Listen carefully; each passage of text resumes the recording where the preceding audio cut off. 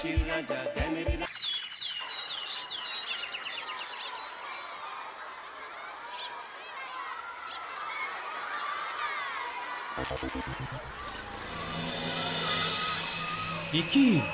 কি বিশৃঙ্খল অবস্থা! গোড়াতেই এত গলদ থাকলে পরে কি হবে? হ্যাঁ, না, ব্যাপারটা তো জানাতে হবে।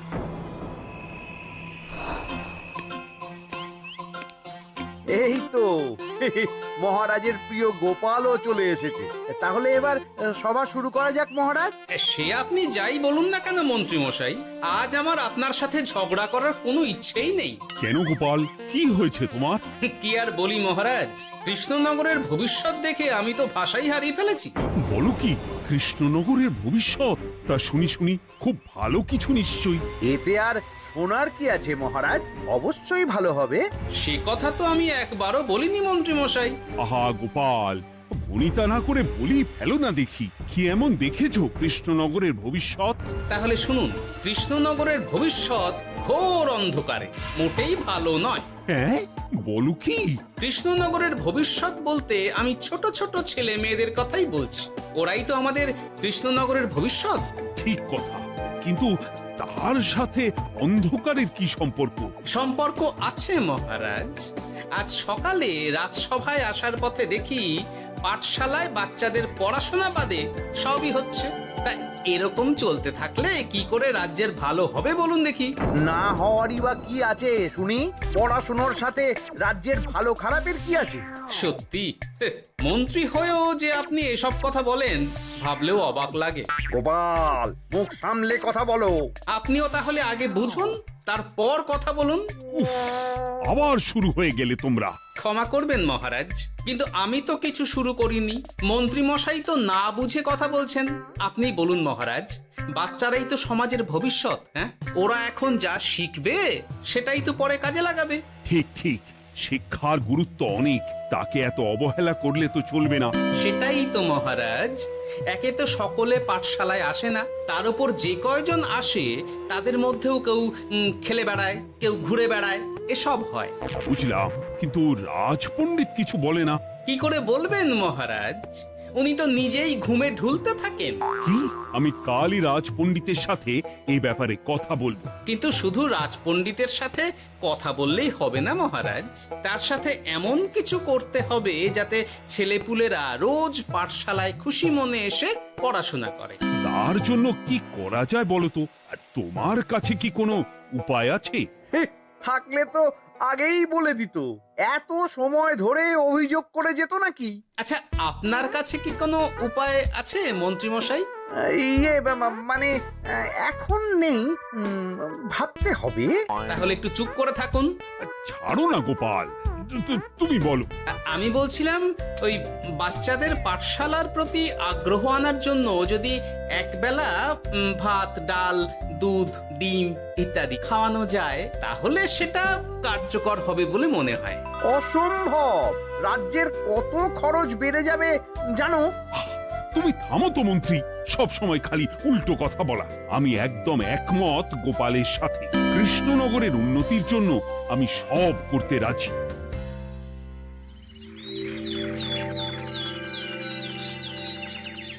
তোমার কিছু বলার আছে পণ্ডিত, পাঠশালার এই অব্যবস্থার ব্যাপারে? আজ্ঞে মহারাজ, অনেক ভোরে উঠি তো, তাই একটু চোখ লেগে যায় আর কি। চোখ লাগারও আর সময় পেল না তোমার? পড়ানোর সময়ই চোখটা লাগতে হলো।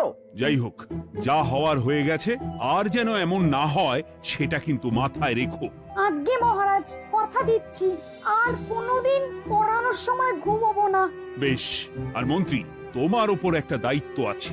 বলুন মহারাজ। তুমি পাঠশালাতে পড়াশোনা শুরু করতে পারবে এমন বয়সী সকল বাচ্চাদের মোট সংখ্যাটা জেনে কোনো দোকানদারের কাছে গিয়ে সেই পরিমাণ শস্যপাতি আর ডিমের বায়না দিয়ে আসবে।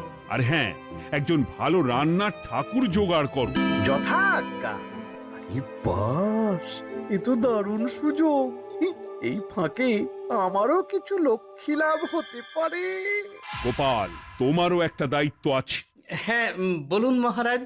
মন্ত্রী যে দোকানদারের কাছে সব জিনিসপত্র বায়না দেবে সেখান থেকে জিনিসপত্রগুলো নিয়ে তুমি রোজ পাঠশালায় পৌঁছে দেবে, কারণ এসব ব্যাপারে মন্ত্রীর ওপর আমার ভরসা নেই। ঠিক আছে মহারাজ।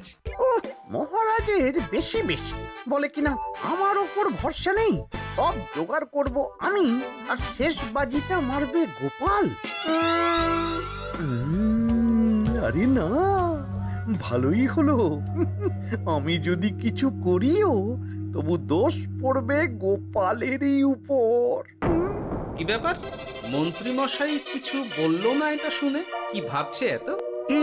ঠিকই বলেছেন মহারাজ, এসব কাজ গোপালই ভালো করতে পারবে। বাবা, ওভাবে কেন বলছো গোপাল? আমিও তো চাই কৃষ্ণনগরের ভালো হোক। বেশ, ভালো হলেই ভালো। শোনো ঠাকুর, তাহলে ওই কথাই রইলো। দেখো যেন কোনো ভুলচুক না হয়। ঠিকঠাক কাজ করলে ভালো বকশিস পাবে, কেমন? হ্যাঁ হুকুম, কোনো ভুল হবে না। পাথর ভেঙে এক বস্তা কাঁকর আমি তৈরি করেই এনেছি, আর অর্ধেক দুধে অর্ধেক জল মেশানো আর ডিম সরানো, এই তো সব হয়ে যাবে। হ্যাঁ, তবে দেখো গোপাল যেন এর টের না পায়। না না হুকুম, দু গোপাল কেন, কাক পক্ষীও টের পাবে না।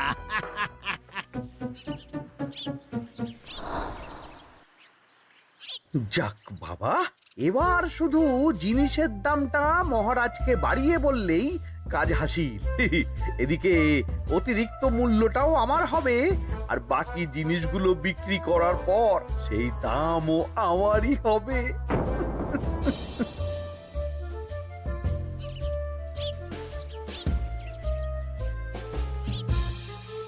রে, কোথায় যাচ্ছিস সব তোরা?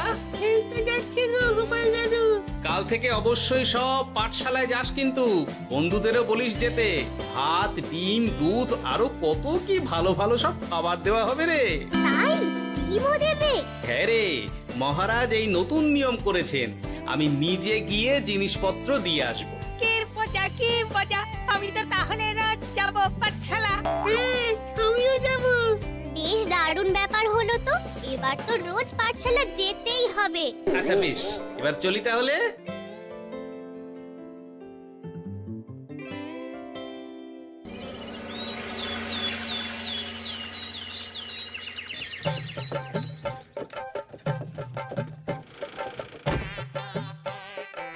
এই নাও গো ঠাকুর, সব জিনিস নিয়ে চলে এসেছি। একবার মিলিয়ে নাও দেখি। ঠিক আছে গোপাল দাদা, এখনই সব দেখে নিচ্ছি।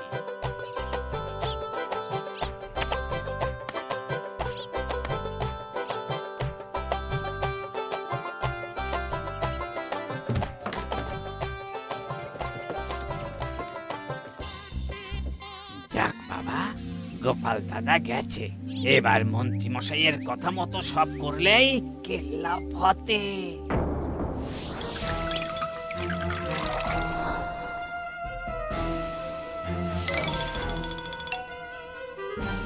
কই গো ঠাকুর? এই তো হুকুম, আপনার কথা মতো সব কাজ হয়ে গেছে। ওই দেখুন, ওখানে জিনিসগুলো রাখা আছে, আপনি নিয়ে যেতে পারেন। বাবা বাবা, খুব ভালো, খুব ভালো।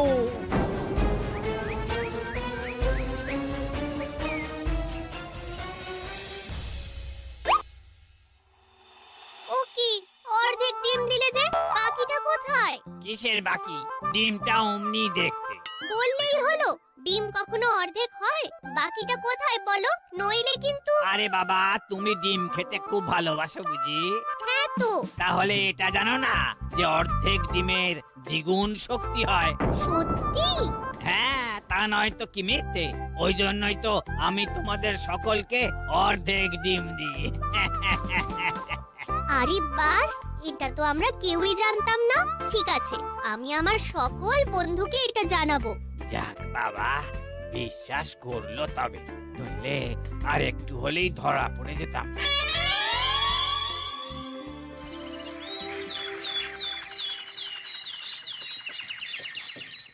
আরে, রান্নার ঠাকুর কারোর সাথে কথা বলছে মনে হচ্ছে। পেছন থেকে দেখে তো মন্ত্রী মশাই বলে মনে হচ্ছে। একটু কাছে গিয়ে দেখি তো। কি ব্যাপার?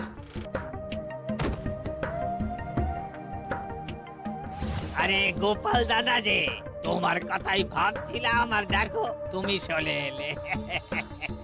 হুম, তুমি কি নিশ্চিত যে তুমি আমার কথাই ভাবছিলে? আমি তো তোমাকে কারোর একজনের সাথে কথা বলতে দেখলাম। আবার মন্ত্রী মশাইকে দেখে ফেলেনি তো? কথাটা বেফাঁস হয়ে যাওয়ার আগে আমাকে কথা ঘোরাতে হবে। কি গো বলো, এত কি ভাবছো? হ্যাঁ, ইয়ে, না না, এতে ভাবার আর কি আছে? কেউ না কারোর সাথে কথা বলিনি। আমি তো একাই ছিলাম। তুমি বোধহয় ভুল দেখেছো। হ্যাঁ, ভুলই হবে। কি ব্যাপার? ঠাকুর এভাবে বলছে কেন? তাহলে কি সত্যি ভুল দেখলাম নাকি অন্য কোনো ব্যাপার আছে? না, পরে দেখতে হচ্ছে। ঠিক আছে, এই আমি যাই গো। হ্যাঁ, অনেক কাজ আছে। হুম, না না না, ঠাকুর যতই বলুক না কেন কেউ ছিল না সেখানে, তবু মনটা কেমন যেন খটকা লাগছে। যাই হোক, মনে হওয়া নিয়ে তো আর কিছু করা যাবে না। এখন যাই কাজে। তা মন্ত্রী, পাঠশালায় রোজ ভালো মানের আনাজপাতি যাচ্ছে তো? আগে হ্যাঁ মহারাজ, আমি তো ভালো মানেরই সব চাল ডালের বায়না দিয়েছি। কথা মতো তো সেগুলোই পাঠানোর কথা। তবে বাকিটা গোপাল জানে। মানে গোপাল জানে মানে ঠিক কি বলতে চাইছেন আপনি মন্ত্রী মশাই? না মানে জিনিসগুলো সব নিয়ে তো তুমিই যাও, তাই আর কি। সেটাও করতে হচ্ছে, কারণ মহারাজ আপনার উপর ভরসা করতে পারেন না। গোপাল, ঠিক আছে, আমি বুঝতে পেরেছি। মন্ত্রী, সপ্তাহে সপ্তাহে জিনিসের দাম মিটিয়ে দিচ্ছ তো? হ্যাঁ, আগের সপ্তাহের দাম মিটিয়ে দিয়েছি, কিন্তু পরেরটা বাকি। আর মহারাজ, বলছিলাম কি, পরের মাস থেকে জিনিসের দাম একটু বাড়তে পারে। কি হলো? মন্ত্রী মশাইয়ের এই ব্যাপারটা কেমন যেন লাগলো না, চোখে চোখে রাখতেই হবে।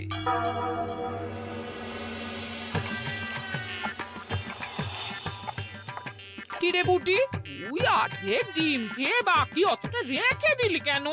রান্নাটা ভালো হয়নি বুঝি? না গো দিদা, খুব ভালো হয়েছে। আমি তো আসলে এখন এমনই খাচ্ছি। শিখিরি, কেন রে পুটি? তোর তো ডিম খুব প্রিয় ছিল রে। এখনো ভালো লাগে। তাহলে পুরো ডিম খাচ্ছিস না কেন? এ বাবা, তুমিও জানো না, অর্ধেক ডিমের শক্তি গোটা ডিমের থেকে বেশি, মানে দ্বিগুণ শক্তি। কি বলে কি গো? এই, তোকে এমন কথা কে বলেছে রে? ওমা, কেন? পাঠশালার রান্নার ঠাকুর আমাদের তো রোজ অর্ধেক ডিমই দেয়, ওই জন্য আমি একদিন জিজ্ঞেস করেছিলাম, তখন বলল অর্ধেক ডিমের দ্বিগুণ শক্তি হয়। বলিস কি রে? এতদিন ধরে এসব চলছে? না, মহারাজকে জানাতে হবে।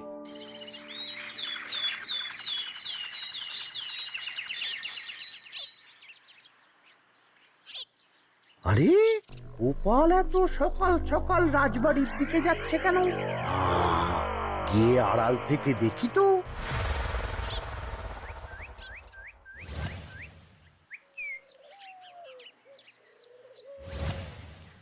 বলো গোপাল, কি হয়েছে? হঠাৎ কেন এভাবে একা দেখা করার কথা বললে? আসলে মহারাজ, আমি চাই না এই ব্যাপারটা মন্ত্রী মশাই জানুক, তাই একান্তে আপনার সাথে কথা বলতে চাই। কেন, কি হয়েছে সব খুলে বলো। তাহলে শুনুন মহারাজ।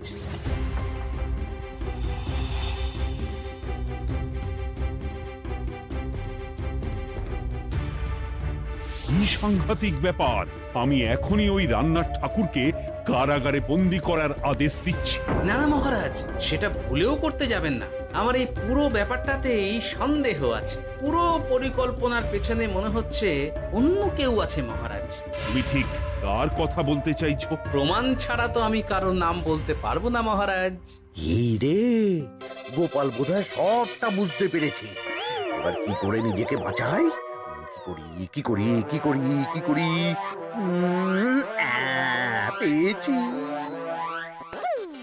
শোনো ঠাকুর, এখন কিন্তু মহারাজ সবটা জেনে গেছে, তাই দেখো যাই হয়ে যাক না কেন আমার নামটা যেন না আসে, নইলে কিন্তু তোমাকেই রাজ্য ছাড়া হতে হবে। না না হুকুম, দয়া করে এ কাজ করবেন না। আমি মরে গেলেও আপনার নাম নেব না। মাথায় থাকে যেন। বলো বলো তুমি কেন এমন করেছো? আগে আগে আমি নিজে থেকে এসব করিনি মহারাজ। আমাকে এসব করার জন্য বাধ্য করা হয়েছে। কে তোমাকে সব করতে বলেছে? আগে গোপাল দাদা। কি? মিথ্যে কথা। বেশ হয়েছে, এবার ঠেলা বুঝুক গোপাল।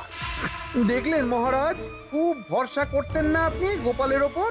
ভাবা যায় তলে তলে এই। মহারাজ, আমি সত্যিই সবকিছু করিনি। আমি যদি এটাতে যুক্ত হতাম তাহলে কি আপনাকে নিজে থেকে এসব জানাতাম?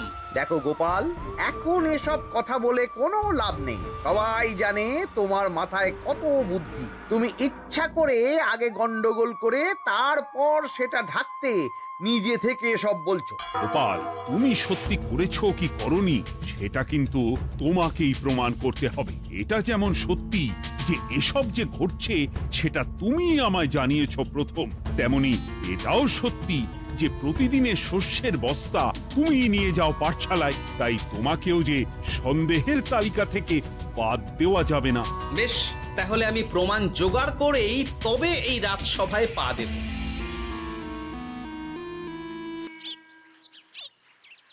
আজকের পরে আমি আরো নিশ্চিত যে এসবের পিছনে মন্ত্রীমশাই যুক্ত আছে। এবার শুধু ওনাকে হাতে নাতে ধরার ব্যবস্থা করতে হবে। ও কি দাদু, তুমি এই সময় বাড়ি ফিরছো? হ্যাঁ রে, তোর দাদুকে আর চোরের অপবাদ দিয়েছে, তাই প্রমাণ জোগাড় না করে আমি রাজসভায় যাব না। কি বললি? তোমাকে কে চোরের অপবাদ দিয়েছে? কে আবার? ওই মন্ত্রী? কিন্তু আমার সন্দেহ হচ্ছে যে আসল চোর ওই মন্ত্রী। বাস, তাহলে আর চিন্তা কি? আমরা আছি তো, মন্ত্রীর ওপর নজর রেখে তোমাকে সব খবর দিয়ে যাব।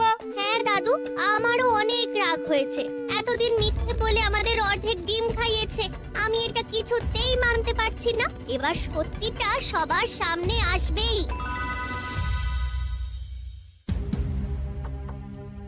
নাও নাও, আজকের চাল ডাল সব এই বস্তাতে আছে। এই নিন আজকের মূল্য। দেখো, অর্থটা কিন্তু বড় কথা নয়। তোমার যে রোজ বিক্রি বাট্টা বেড়ে গেছে, আর তার জন্যই তোমার তো আমাকে মিষ্টি খাওয়ানো উচিত। একদম, আমি কালই আপনাকে মিষ্টি খাওয়াবো, একদম পাকা কথা। তাহলে আজ চলি, কাল দেখা হবে। দেখলি মন্ত্রী মশাই কি বদমাইশ। চল এখনই গিয়ে গোপাল দাদুকে সব বলি।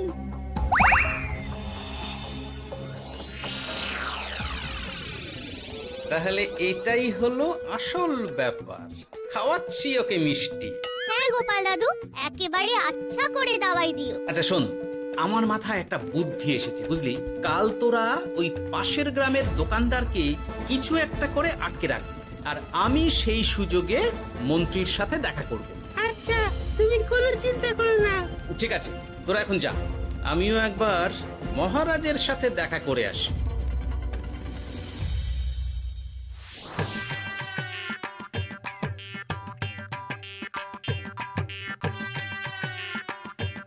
আসতে পারি মহারাজ? আরে গোপাল জি, এসো এসো। মহারাজ, কথা মতো আমি প্রমাণ জোগাড় করে ফেলেছি, কিন্তু সেটা দেখার জন্য আপনাকে কাল আমার সাথে একটা জায়গায় যেতে হবে। বেশ, আমি যাব।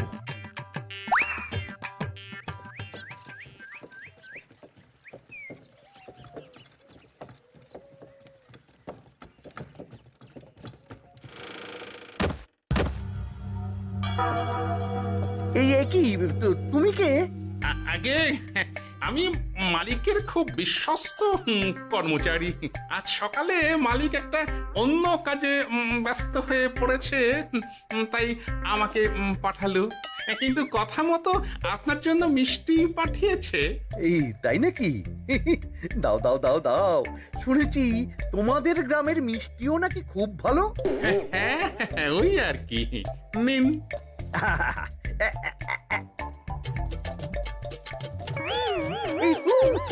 ওরে বাবারে, ওরে বাবারে, মরে গেলাম রে, বাঁচাও। কেমন চলে গেল, লাগছে চলে গেল। মন্ত্রী মশাই?